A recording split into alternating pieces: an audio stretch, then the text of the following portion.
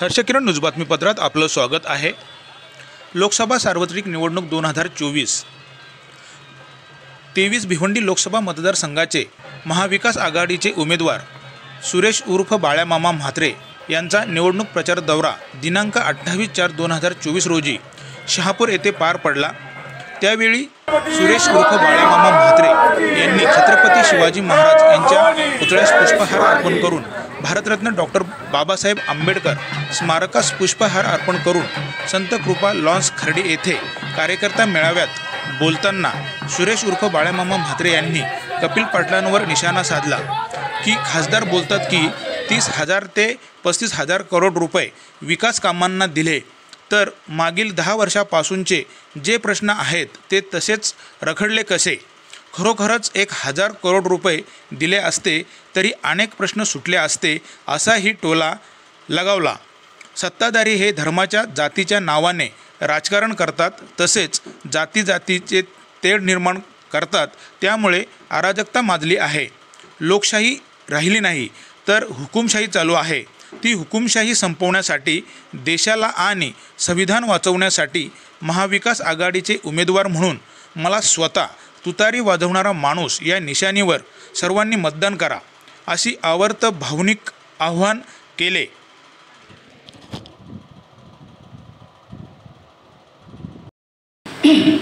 इथल्या पत्रकारांना देखील आवर्जून विचारणार आहे, कारण शेवटी पत्रकार यांना लोकशाहीचा चौथा स्तंभ मानला जातो, परंतु आपण पाहतात की या शहापूर तालुक्याची एवढे वर्षाची जेव्हापासून मी समजदार झालो आहे तेव्हापासून मी पाहतो, धरण उशाला ओरड घशाला ही जी अवस्था शहापूरची आहे, ही नेत्यांची उदासीनता,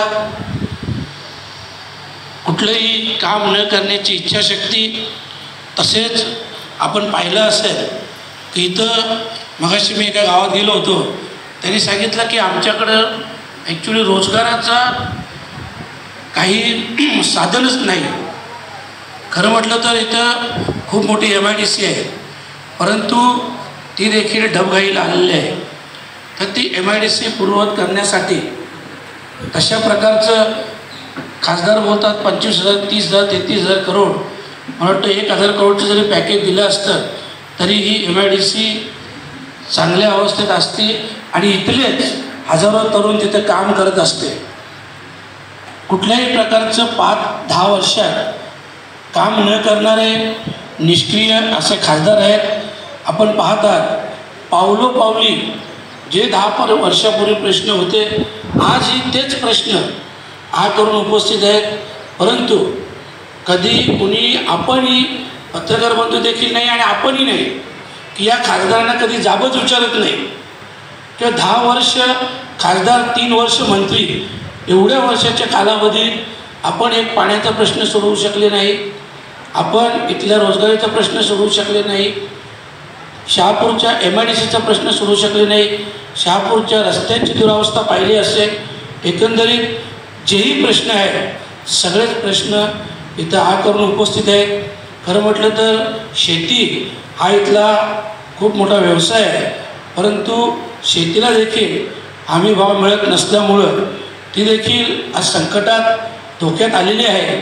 आणि अशा परिस्थितीत सगळ्यात महत्त्वाची गोष्ट आज आपण पाहतात हे सगळे प्रॉब्लेम जशीच्या तशी आहे, परंतु सत्ताधारी हे फक्त ना फक्त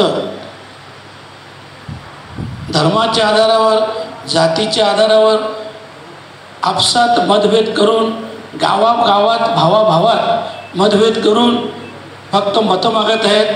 आणि म्हणूनच आपण सर्वांनी अशा परिस्थितीत या गोष्टीवर गांभीर्याने विचार करायला हवा। आपण पाहत असाल भाजपाचे 2 खासदार जाहीररित्या बोलले की अब की बार 400 पार कशासाठी, तर म्हणे संविधान तोडायचं आहे, संविधान बदलायचं आहे। आणि जर संविधान बदललं तर तुम्ही सांगा उद्या लोकशाही राहील का? आणि लोकशाही राहिली नाही तर उद्या हुकुमशाही येईल। आज आपण पाहतात अप्रत्यक्ष हुकुमशाही चालूच आहे। आज त्यांना वाटेल तेव्हा त्यांच्यावर केस दाखल करतात, त्यांना वाटेल तेव्हा त्यांना उचलून आतमध्ये कुठल्याही नेत्याला अशा प्रकारची एक हुकुमशाही या सरकारची चालू आहे. आणि म्हणूनच 2024 आज ही गोष्ट अशी आहे की अभी नाही तो कभी नाही. आणि ह्यावेळेस कदाचित आपण चुकलो तर 2029ची निवडणूक पुन्हा पाहून की नाही पाहून माहीत नाही.